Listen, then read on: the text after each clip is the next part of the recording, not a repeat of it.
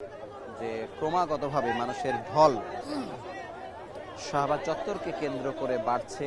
বিপুল সংখ্যক শিশুদের উপস্থিতি আমরা দেখতে পাচ্ছি, বিপুল সংখ্যক মায়েদের উপস্থিতি দেখতে পাচ্ছি। অনেকে বলছেন যে অনেকে পরিবার সন্তান নিয়ে পর্যন্ত এখানে এসেছেন। এর পরিসর কিন্তু বাড়ছে এবং নারী এবং পুরুষদের মাঝখানে একটি 3 হাতের মতো একটু জায়গা খালি রাখা হচ্ছে, যাতে যাতায়াতেও সুবিধা হয় এবং নারীরা আসতে চাইলে যাতে তারা আরো প্রবেশ করতে পারেন এখানে। 36 জুলাই স্তম্ভ সন্ধ্যার আধারে উজ্জ্বল হয়ে জ্বলছে। এই জুলাইতে 1400 মানুষ জীবন দিয়েছে এবং এই গুলোতে যত গুরুত্বপূর্ণ স্থান এবং মানুষের মুখে উচ্চকিত হয়েছিল জুলাই স্তম্ভতে সেটে দেওয়া হয়েছে। একটু খেয়াল করলে আপনারা দেখতে পারবেন সেই পরিচিত চেনা স্লোগানগুলো এখানে রাখা হয়েছে। মাগরিবের নামাজ শেষ হওয়ার পরে আবার নতুন করে সরগরম হচ্ছে শাহবাগ চত্বর। মানুষ নামাজ শেষ করার পরে আবার নতুন করে বসে পড়ছেন। এখানে যারা অংশ নিয়েছিলেন এদের বেশিরভাগকে আমরা দেখতে পাচ্ছি তারা মাগরিবের নামাজে অংশ নিয়েছেন। যেই জায়গায় অংশ নিয়েছিলেন তারা আবারও একইভাবে সেখানে দাঁড়িয়ে গেছেন।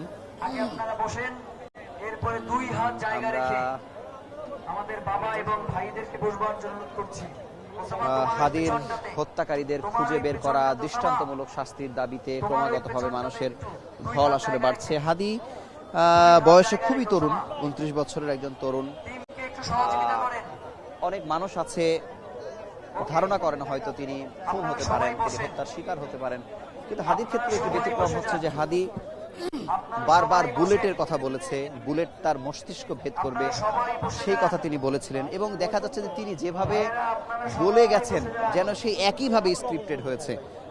তার হত্যার ঘটনা, তাকে গুলিবিদ্ধ করে তার মস্তিষ্কে গুলি এফোড় হয়েছে, ব্রেন স্টেমে আঘাত লেগেছে এবং প্রায় 6টি দিন হাসপাতালের বিছানায় কাতরিয়ে তারপরে তিনি সিঙ্গাপুর জেনারেল হাসপাতালে মৃত্যুর শিকার হয়েছেন।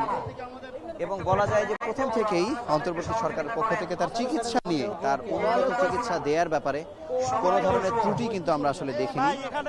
ত্রুটি বা অস্বস্তি সেটি মূলত হয়েছে তার বিচারের দাবিকে কেন্দ্র করে। কেন তার খুনিদেরকে দৃষ্টান্তমূলক শাস্তির ব্যবস্থা করা হচ্ছে না সেটি নিয়ে মূল আলোচনাগুলো ঘুরে ফিরে আসছে। 6 দিনের ব্যবধানে গুলিবিদ্ধ হওয়ার 6 দিন পরেই আসলে মৃত্যুর শিকার হয়েছে হাদি। তাকে দ্রুততম সময়ের মধ্যে নিয়ে যাওয়া হয়েছে সিঙ্গাপুর জেনারেল হাসপাতালে। কিন্তু একটি জিনিস আমাদেরকে খুবই অবাক করেছে যে তিনি 3 দফা কার্ডিয়াক অ্যারেস্ট হওয়ার পরে মৃত্যুবরণ করেছেন। আমি একজনের সঙ্গে একটু কথা বলতে চাই, তিনি তার সন্তানকে নিয়ে আমাদের এখানে এসেছেন। একটু দাঁড়াবেন, আপনার সাথে একটু কথা বলতে চাই। যে আপনি আপনার সন্তানকে নিয়ে কেন? আমি হাদি ভাইয়ের মতো আমার সন্তানকে উদ্বুদ্ধ করতে চাই যে আগামীতে ও হাদি হতে পারে। সবাই সহযোগিতা করেন। থেকে আছেন, ঘুরবেন, কষ্ট হতে পারে এখানে। না, কষ্ট আর কি আছে, কষ্ট তো আগেই পেয়েছি যা পাওয়ার, নতুন করে কষ্ট পাওয়ার, এর থেকে বড় কষ্ট পাওয়ার আর কিছু নেই। হাদির কোন বিষয়গুলো আপনাদের ভালো লাগতো? সব বিষয়গুলো বলে শেষ করা যাবে না। হাদির কোন বিষয়টা ভালো লাগতো একটু করে যদি বলেন।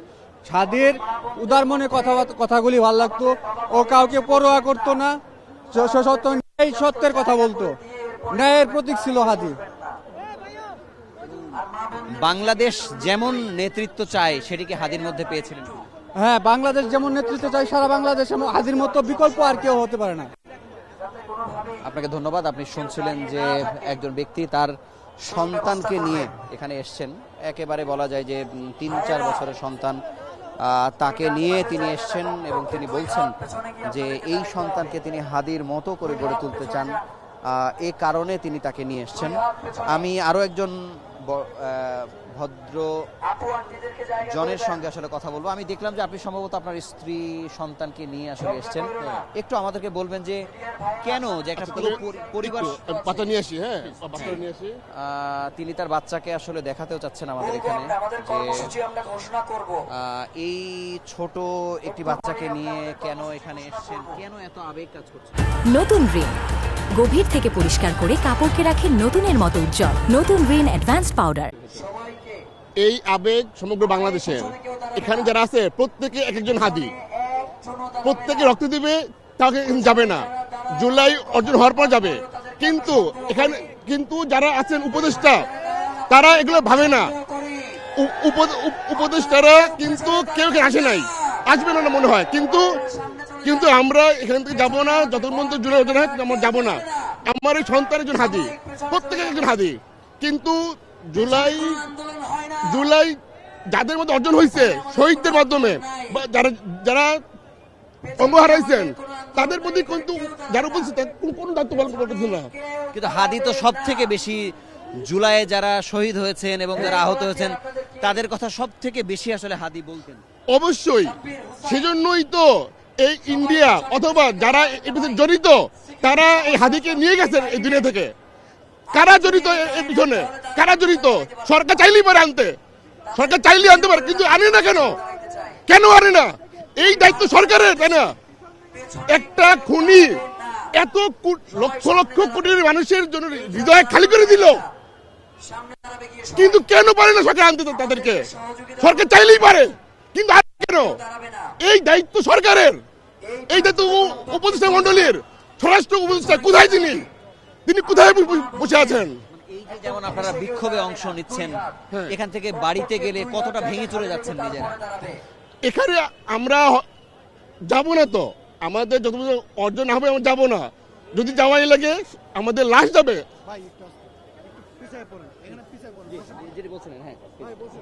জি, তো যার কারণে আমরা খুবই হতাশ। এই উপদেষ্টা মন্ডলীর প্রতি খুবই হতাশ।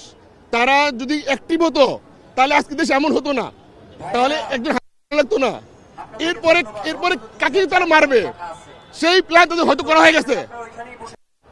তারা কেন কাজ করতেছে না ভাই? আপনাকে ধন্যবাদ।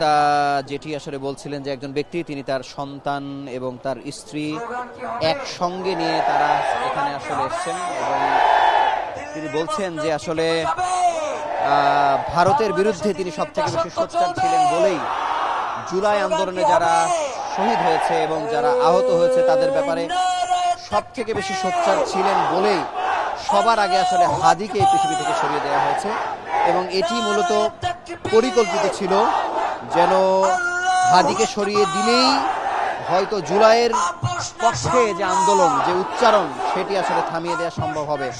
এটি আসলে তারা মনে করছেন এবং মানুষের মধ্যে কোনো ধরনের ক্লান্তি, কোনো ধরনের কিন্তু কোনো ধরনের বিরক্তি আমরা দেখতে পাচ্ছি না। এই ক্রমাগত এই পরিসরটা বাড়ছে এবং মানুষের মধ্যে আমরা দেখতে পাচ্ছি যে স্লোগানে উচ্চকিত হচ্ছে। আমরা আরো একজনের সাথে একটু কথা বলতে চাই যে আপনি একজন তরুণ, ঠিক কবে থেকে এখানে আসছেন এবং হাদি কোন দিক থেকে আপনাকে বেশি আলোড়িত করেছে? আসসালামু আলাইকুম। আমি গতকাল রাত্রে থেকে এখানে অবস্থান করছি। আমাদের দাবি একটাই যে আমার ভাইকে শহীদ করা হয়েছে, সেটার জন্য পূর্ণাঙ্গ বিচার হয় এবং এই হত্যার পিছনে দেশের ভিতরে অবস্থানরত যারা জড়িত এবং দেশের বাহির থেকে ইন্ডিয়ার যারা জড়িত তাদেরকে যেন জাতির সম্মুখে বিচার করা হয়। এবং অন্তর্বর্তীকালীন সরকারের কাছে আমাদের একটাই দাবি যে আমাদের ভাইয়ের রক্ত নিয়ে যেন কোনো রকম রাজনীতি না হয়, কোনো রকম ধোঁকাবাজি না হয়। আপনি ঠিকই আছেন, ছাত্র জনতার রক্তের উপর দিয়ে আপনি সরকার গঠিত হয়েছেন। এখন আপনি ছাত্রদের রক্ত নিয়ে যদি আপনি বিচার না করতে পারেন তাহলে কিন্তু আপনার মানাচ্ছে না। তাই আমাদের এখান থেকে, আমাদের আজকের শাহবাগ হাদি চত্বর থেকে একটাই দাবি, দয়া করে অন্তত হাদি ভাইয়ের রক্তের বিচারটা আপনি অবশ্যই করবেন। মানে হাদির কোন বিষয়গুলো বেশি আলোড়িত করেছে আপনাদের? ভাইয়ের সব দিকে আমি কয়টা বলবো, ভাইয়ের ভিতরে যেমনইভাবে আছে ইনসাফের কথাটা আমাদের দেশে কমই বলা হয়। আমাদের দেশে সাম্যের কথা বলা হয়, বিভিন্ন রাজনৈতিক দল সাম্যের কথা বলে, কিন্তু ইনসাফের কথা সহজে কেউ বলে না। আমার ভাই একটি শপথ নিয়ে দাঁড়িয়েছে যে দেশের ভিতরে ইনসাফ কায়েম হয়ে যায়। ইনসাফ কায়েম হলে হিন্দু হোক, মুসলিম হোক, বৌদ্ধ হোক, খ্রিস্টান হোক, ইনসাফ কায়েম হয়ে গেলে সকলেই শান্তিতে থাকবে। এই দিকটাই আমার হাদি ভাইয়ের আমাকে অনুপ্রাণিত করেছে। আপনাকে ধন্যবাদ আমাদের সঙ্গে যুক্ত হবার জন্য। যেটি বলছিলেন যে তিনি হিন্দু, মুসলিম, বৌদ্ধ, খ্রিস্টান সবার মধ্যে তিনি আসলে ইনসাফ প্রতিষ্ঠা করতে চান, এবং ইনসাফ প্রতিষ্ঠা করতে চান বলেই আসলে হাদি মানুষের হৃদয়ের ভিতরে এত বেশি আলোড়ন তুলেছে। ইনকলাব মঞ্চের পক্ষ থেকে এখন কথা বলছেন ইনকলাব মঞ্চের সদস্য সচিব, তিনি বারবারই বলছিলেন যে আমরা একটু সদস্য সচিবের কথা একটু আপনাদেরকে একটু সরাসরি শোনাতে চাই, যে তিনি আপনারা সবাই কি আজিজ সুপার মার্কেটের সামনে দাঁড়িয়েছিলেন না? একটু আপনাদেরকে শোনাতে চাই। যদি কবর জিয়ারতের জন্য আমরা পুরো শাহবাগ খালি করে দেই, কথা বলছেন তাহলে সদস্য আমাদের সচিব। ভাই বোনদের যে ভর্তি পরীক্ষা সেটা আমরা আটকাবো কেন জানতে চাই। পরীক্ষা ছিল 3টায়, আমাদের পুরো টিম ওপেন করে দিয়েছে। কোন রাস্তা আমরা ঢাকা বিশ্ববিদ্যালয়ে ঢোকার আটকাই নাই। এর যারা আমাদেরকে এর জন্য দায়ী করতে চান, আমরা মনে করব হাদি ইস্যু থেকে আপনারা ঘটনা অন্যদিকে প্রবাহিত করার চেষ্টা করছেন। আপনারা কোনোভাবেই চাচ্ছেন না হাদি হত্যার বিচার হোক, নয়তো একটা ন্যায্য দাবি নিয়ে এখানে উপস্থিত হয়েছে মানুষ, তারা রাস্তা ছেড়ে দিচ্ছে, একটা অ্যাম্বুলেন্সও আটকা পড়তেছে না। ভর্তি পরীক্ষার্থীরা উল্টো তারা ভর্তি পরীক্ষা দিয়ে এসে এখানে আজকে হাদি হত্যার বিচারের জন্য অবস্থান করতেছে। অথচ আপনারা সোশ্যাল মিডিয়ায় তথাকথিত সুশীলরা যে বয়ান তৈরি করছেন, এই বয়ানের মাধ্যমে আপনারা হাদিকে হত্যা করেছেন। সুতরাং কোন ধরনের প্রপাগান্ডা, কোন ধরনের মিথ্যা কথা দিয়ে হাদিকে নাই করে দেয়া যাবে না। হাদি ছিল, হাদি আছে, হাদি থাকবে ইনশাআল্লাহ। প্রিয় ভাইয়েরা, এই যে এতগুলো মানুষ মাইকে যা বলতেছে, যা অনুরোধ করতেছে, তাই শুনতেছে, এর থেকে শান্তিপূর্ণ প্রোগ্রাম বাংলাদেশে আরেকটা দেখান। নেতার পাশে দাঁড়ানোর জন্য মঞ্চ ভাঙ্গা পড়ে, নেতার পাশে দাঁড়ানোর জন্য জানাজা এবং দাফনে পরবর্তী কবর জিয়ারতেও ধাক্কাধাক্কির কারণে নেতা পিছনে পড়ে যায়। অথচ এইখানে এতগুলো মানুষ যারা শুধু এই মাইকে যেই কথা হচ্ছে সেই কথা তারা পালন করতেছে, আর আপনারা তাদেরকে মব স্টার বলেন, থাপড়ায় দাঁত ফলাই দেব। প্রিয় ভাইয়েরা, এই শান্তিপূর্ণ প্রোগ্রাম ইনকিলাব মঞ্চ, উসমান হাদির ইনকিলাব মঞ্চ এই প্রোগ্রামের আয়োজন করেছে। এইখানে কোনো বিশৃঙ্খল জনতা নাই, এইখানে বাংলাদেশের স্বাধীনতাকামী শান্তিপ্রিয় জনতা অবস্থান নিয়েছে। সুতরাং তাদেরকে যদি আপনারা পরিচিত করেন, প্রলোভন দেখান, তবুও আমরা বলে দেই আপনারা কোনো বিশৃঙ্খলা তৈরি করতে পারবেন না। গতকাল থেকে নয়, ওসমান হাদিকে গুলি করবার পর থেকেই বিভিন্ন জায়গায় আপনারা মবের সৃষ্টি করেছেন, কিন্তু ওসমান হাদিকে কি আপনারা নাই করতে পেরেছেন? ওসমান হাদির হত্যার সাথে যারা জড়িত তাদের বিচার নিশ্চিত করা না পর্যন্ত এই জনতাকে কোনো ছল চাতুরি দিয়ে বোঝানো যাবে না। প্রিয় ভাইয়েরা, গতকাল থেকে আমরা অনুরোধ করতেছিলাম উপদেষ্টা যারা রয়েছেন, আপনাদেরকে অনুরোধ করছিলাম যে আপনারা আসেন, এখানে এসে জনতার সাথে কথা বলেন। আপনারা আসেন নাই, এরপরে আইসা পাও ধরলেও কোনো কাজ হবে না। জনতার সাথে ভাইসলামি করেন, এই জনতা যদি চায় যমুনায় থাকতে পারবেন না। এই জনতা যদি চায় না। এই জনতা যদি চায় ক্যান্টনমেন্টে থাইকাও পার পাবেন না।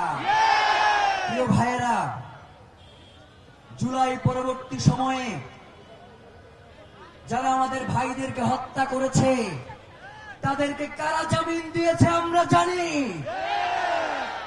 জুলাইয়ের পরে ক্যান্টনমেন্টে যেই সকল আওয়ামী সন্ত্রাসীর আশ্রয় নিয়েছিল সেই 626 জনকে সেফ এক্সিট কারা দিয়েছে আমরা জানি।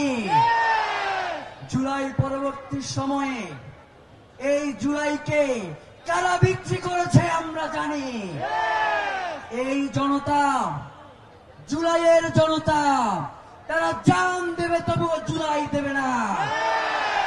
প্রিয় ভাইয়েরা, এই যে শান্তিপূর্ণ আমাদের আন্দোলন, বাইরে কেউ একটা কথা বলছে, কারো কোনো উল্টোপাল্টা কথা আপনারা শুনতে পাচ্ছেন? হাজার হাজার মানুষ শান্তিপূর্ণভাবে এই শীতের মধ্যে রাস্তায় বসে আছে, আর আলিশান অফিসে এসির মধ্যে বসে থেকে যারা মনে করেন বাংলাদেশ আপনাদের কথা শুনবে, বাংলাদেশ আপনাদের কথা শুনবে না। জনগণের কথা না শুনলে আপনাদের কোনো কথার দায় জনগণের উপরে নাই। প্রিয় ভাইয়েরা, আপনারা আমাদেরকে প্রচন্ড সহযোগিতা করেছেন। আমার মা বোনেরা এখানে আমাদেরকে প্রচন্ড সহযোগিতা করে যাচ্ছেন। এখন পর্যন্ত আপনারা এসে আমাদের মাথায় হাত বুলিয়ে দিচ্ছেন, আমাদেরকে দোয়া করতেছেন বাবা কোনোভাবেই যাতে এই আন্দোলন না থামে। আমরা আপনাদেরকে জানাতে চাই, শহীদ ওসমান হাদির হত্যার বিচার না হওয়া পর্যন্ত এই রাজপথ ছেড়ে আমরা কোথাও যাব না। আমাদেরকে যদি 1 মাসও থাকতে হয় এই রাজপথে আমরা থাকবো, আমরা নড়ছি না। গতকালকে হাজারের বেশি মানুষ, প্রচন্ড শীত, বাংলাদেশের সর্বনিম্ন তাপমাত্রা ছিল গতকাল। কম্বলেও কোনো কাজ হয় নাই, বাসার মধ্যে বদ্ধ রুমে শীতে কম্বল গায়ে দিয়েও তারা কাঁপাকাঁপি করেছে। সেই সময় আমার মা বোনেরা, আমার বাবা ভাইয়েরা এই রাজপথে কোনো চিখারা দেখানোর জন্য আসে নাই, তারা এসেছে ওসমান হাদির খুনের বদলা নেওয়ার জন্য। এখানে অনেকেই আছে যারা ওসমান হাদিকে কোনোদিন সরাসরি দেখে নাই। এখানে অনেকেই আছে যারা মৃত্যুর আগ পর্যন্ত ওসমান হাদিকে চিনত না। আজকে তারা এখানে এসেছে শুধু ওসমান হাদির হওয়ার জন্য নয়, তারা এক একজন ওসমান হাদি হয়ে এখানে এসেছে। সুতরাং তাদেরকে কোনোভাবেই এই জায়গা থেকে নড়ানো যাবে না।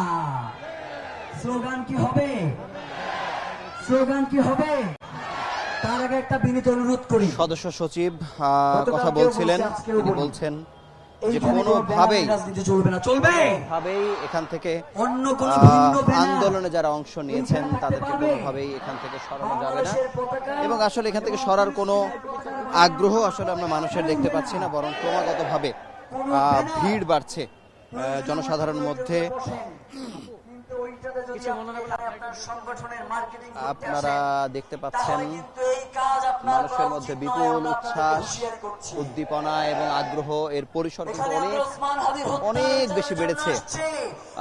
সদস্য সচিব ইনকিলাব মঞ্চের তিনি বলছিলেন যে এখানে সবাই এক একজন হাদি হয়ে তারপরে এসছে, এবং তিনি বলছিলেন যে সংসদেও কেউ যেতে পারবে না যদি হাদি হত্যার বিচার না হয়, সংসদে যেতে পারবে না, উপদেষ্টা পরিষদের সদস্য যারা আছেন তারা যমুনায় থাকতে পারবেন না, এবং নানাভাবে আসলে কথা বলা হচ্ছে। হাদির হত্যার বিচারের দাবিতে মানুষের আগ্রহ ক্রমাগতভাবে বাড়ছে, এবং আমরা জানাজার নামাজে যখন আমরা দেখেছি যে বিপুল সংখ্যক মানুষের উপস্থিতি, যেটি বলা হচ্ছে আসলে অন্তত 1 মিলিয়ন অর্থাৎ 10 লক্ষাধিক মানুষ আসলে অংশ নিয়েছিলেন, এবং সেখানে মানুষের একজন দেখাচ্ছে যে একজন নারী আসলে পরীক্ষা দিয়ে সরাসরি আসলে এখানে এসছেন এবং এখানে অংশ নিয়েছেন, এবং এখানে সব বয়সীরা আসলে আছে। একেবারে 1 বছরের শিশু, 2 বছরের শিশু, 3 বছরের শিশু, অনেক কিশোর এখানে আছে, তরুণ আছে, যুবক আছে, মধ্যবয়সী আছে, বয়স্ক মানুষেরা আছে, বিভিন্ন বয়সী মানুষদেরকে আমরা আসলে দেখছি। এবং আপনি দেখছেন যে চারপাশ জুড়ে এই শাহবাগের যে ইন্টারসেকশনটি রয়েছে এটার চারপাশ জুড়ে মানুষের উপস্থিতি, গাদাগাদি করে মানুষ আসলে বসে আছে। একজন শিল্পী এসছেন, তিনি গান গাওয়ার জন্য এখানে দাঁড়িয়েছেন। আলোর স্বল্পতার কারণে আমরা আসলে এখানে দেখাতে পাচ্ছি না যে কে আসলে কথা বলছেন। তারপরেও একজন পিতার সাথে আমরা একটু কথা বলতে চাই যে এই শীতে, এই ঠান্ডার মধ্যে আপনার ছেলেকে নিয়ে এখানে এসছেন, মানে আপনার ছেলেকেই বা আপনি কি বার্তা দিতে চান, বাংলাদেশের মানুষকে কি বার্তা দিতে চান?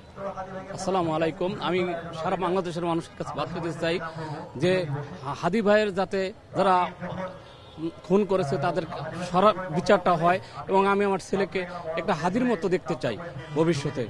মানে এই যে ঘরে ঘরে বা অনেকেই তার সন্তানকে হাদির মতো বানাতে চান, কেন? আরো তো অনেক মানুষ আছে যাদের মতো আসলে সন্তান হতে পারে, হাদির মতো কেন হতে হবে? হাদির ভিতরে যে একটা সৎ সাহস এবং উদ্দীপনা ছিল, এইরকম একজন সৎ সাহসী বীর মুক্তিযোদ্ধা বানাতে চাই আমি আমার সন্তানকে। আপনারা আর কে কে এসেছেন, কবে থেকে এসেছেন এখানে?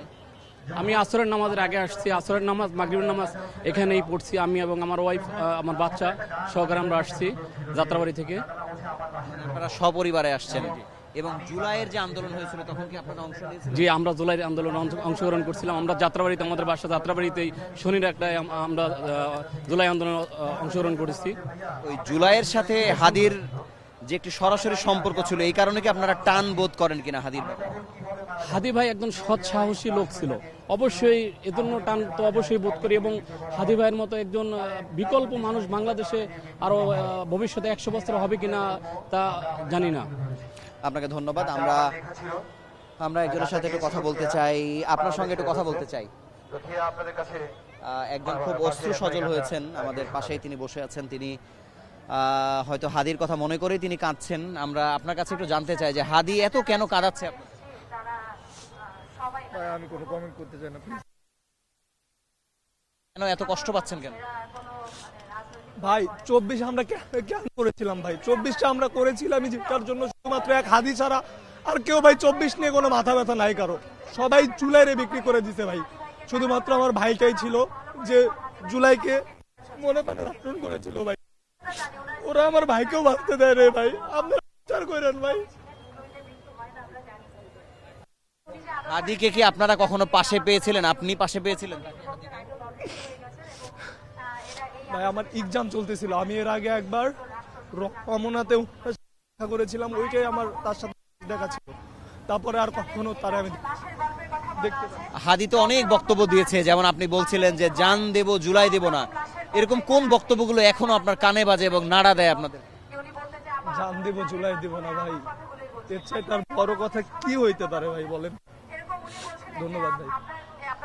হ্যাঁ, একজন তরুণ তিনি আসলে অশ্রু সজল হয়েছেন।